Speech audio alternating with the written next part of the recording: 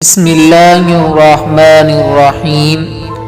نبی اکرم صلی اللہ علیہ وسلم کا آخری پیغام۔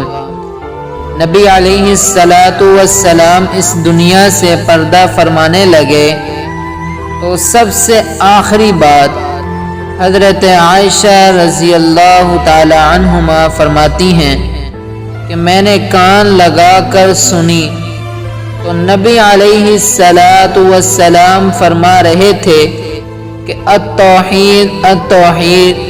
ایک تو آخری موقع پر آپ علیہ السلام نے توحید کا پیغام دیا اور فرمایا وما ملکت ایمانکم، اپنے ماتحتوں کے حقوق کا خیال رکھنا۔